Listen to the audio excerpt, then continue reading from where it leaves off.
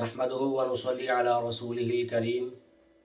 أما بعد فأعوذ بالله السميع العليم من الشيطان الرجيم بسم الله الرحمن الرحيم يا أيها المزمل قم الليل إلا قليلا نصفه أو انقص منه قليلا أو زد عليه ورتل القرآن ترتيلا وقال الله تعالى وتبارك في مقام آخر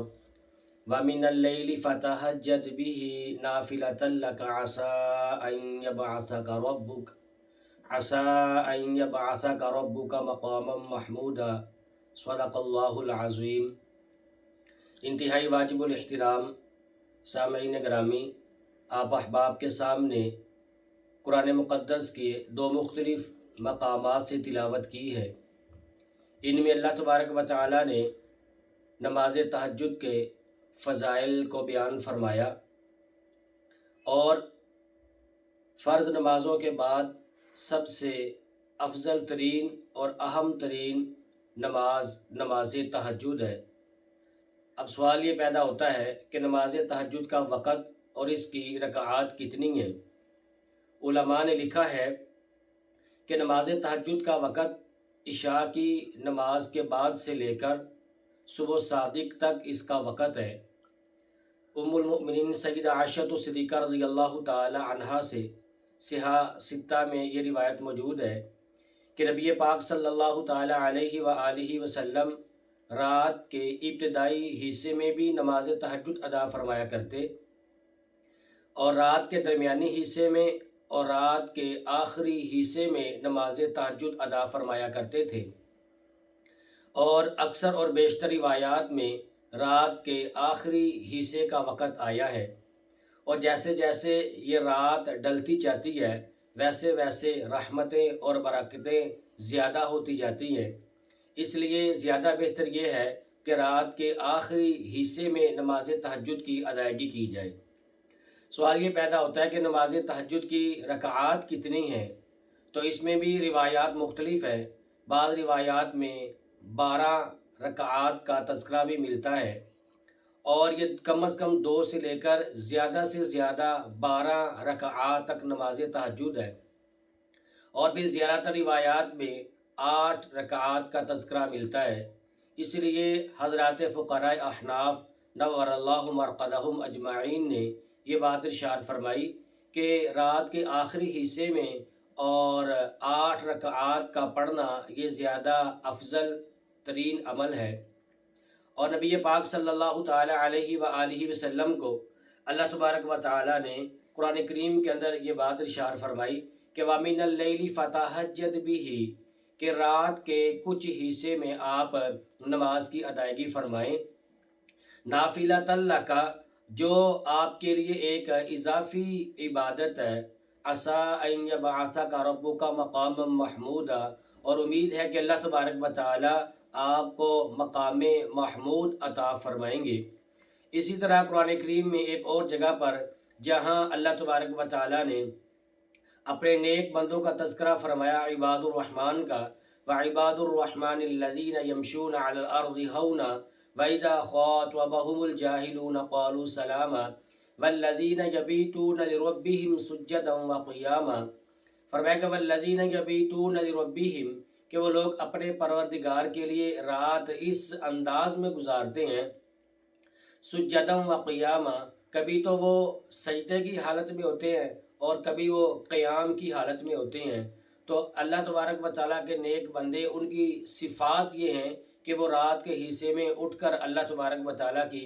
عبادت کرتے ہیں۔ کبھی تو انہیں حالت سجدے میں دیکھا جاتا ہے، کبھی تو ان کو قیام کی حالت میں دیکھا جاتا ہے۔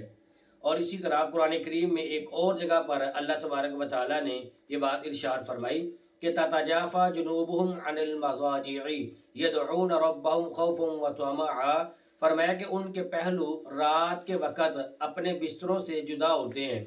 اور وہ اپنے پروردگار کو امید اور ڈر کے ساتھ پکارتے ہیں، وَمِمَّا رَزَقْنَاهُمْ يُنْفِقُونَ، اور ہم نے ان لوگوں کو جو رزق عطا فرمایا ہے وہ ہمارے دیے ہوئے مال سے ہماری مخلوق کے اوپر ہماری رضامندی کے لیے خرچ کرتے رہتے ہیں۔ تو یہاں پر بھی دیکھیں اللہ تبارک و تعالیٰ نے فرمایا کہ رات کے وقت میں ان کے پہلو اپنے بستروں سے الگ اور جدا ہوتے ہیں۔ اگر ہم چاہتے ہیں کہ اللہ تبارک و تعالیٰ کے نیک بندوں میں ہمارا بھی شمار ہو جائے تو فرائض کے بعد یہ جو ایک اضافی عبادت ہے جسے نماز تہجد کہا جاتا ہے، یہ اللہ تبارک و تعالیٰ کی بڑی ہی لاڈلی نماز ہے، ہمیں چاہیے کہ ہم اس نماز کا اہتمام کریں۔ اسی طرح قرآن مقدس میں اللہ تبارک و تعالیٰ نے ایک اور جگہ پر یہ بات ارشاد فرمائی،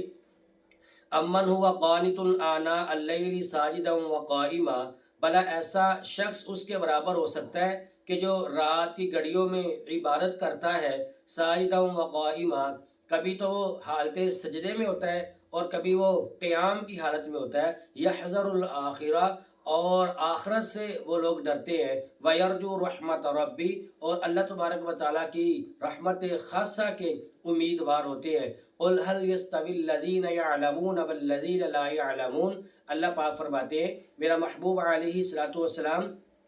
آپ یہ بات ارشاد فرمائیں کہ کیا جاننے والا اور نہ جاننے والا یہ دونوں شخص برابر ہو سکتے ہیں؟ آگے فرمایا کہ انما یتذکر اولو الالباب، مگر نصیحت تو وہی لوگ قبول کرتے ہیں جو عقل والے ہیں، نصیحت عقل والے لوگ ہی قبول کرتے ہیں۔ اسی طرح قرآن کریم میں ایک اور جگہ پر اللہ تبارک و تعالیٰ نے یہ بات ارشاد فرمائی کہ یا ایھا المزمل، اے چادر میں لپٹنے والے، قم اللیل الا قلیلا نصفہ او انقص منہ قلیلا، فرمایا کہ رات کا تھوڑا حصہ چھوڑ کر باقی رات میں عبادت کے لیے کھڑے ہو جایا کرو، رات کا آدھا حصہ یا آدھے سے بھی کچھ کم حصہ، او زد علیہ ورتل القرآن ترتیلا، اور قرآن کی تلاوت اطمینان کے ساتھ اور صاف صاف آپ فرمائیں۔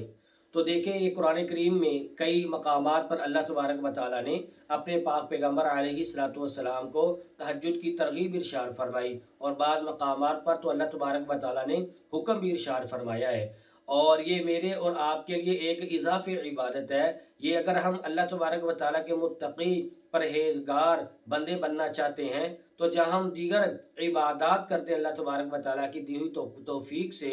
تو ہمیں چاہیے کہ ہم رات کے آخری حصے میں اللہ تبارک و تعالیٰ کی رحمت خاصہ کے امیدوار بنتے ہوئے اللہ تبارک و تعالیٰ کے سامنے ہم کھڑے ہوں، گڑ گڑائیں اللہ تبارک و تعالیٰ کے سامنے، قرآن مقدس کی تلاوت کریں اور نماز تہجد ادا کریں۔ اور پھر ایک مسئلہ یہ بھی ہے کہ نماز تہجد کے لیے بعض احباب کہتے پوچھتے ہیں کہ کیا اس کے لیے سونا ضروری ہے؟ نہیں، اس کے لیے کوئی سونا ضروری نہیں ہے، چاہے تو رات کے ابتدائی حصے میں آپ جو ہے اور کسی عبادت کے اندر مشغول رہیں، اور رات کے درمیانی حصے میں یا رات کے ابتدائی حصے میں یا رات کے آخری حصے میں آپ یہ نماز تہجد ادا کر سکتے ہیں۔ اور فقہائے احناف کے ہاں اس کی جو ہے وہ زیادہ فضیلت جو ہے وہ آخری حصے میں اور 8 رکعات کی ادائیگی میں ہے، اور یہ چند ایک قرآن کریم کی آیات میں نے آپ احباب کے سامنے عرض کی ہیں جن میں اللہ تبارک و تعالیٰ نے تہجد کی فضیلت اور اس کی ترغیب ارشاد فرمائی ہے۔ دعا اللہ تبارک و تعالیٰ سے اللہ تبارک و تعالیٰ ہم تمام اہل اسلام کو اور تمام مسلمانوں کو فرائض اور فرائض کے بعد اللہ پاک ہمیں نماز تہجد کی ادائیگی کی توفیق عطا فرمائے۔ آمین، و آخر دعوانا ان الحمد للہ رب العالمین۔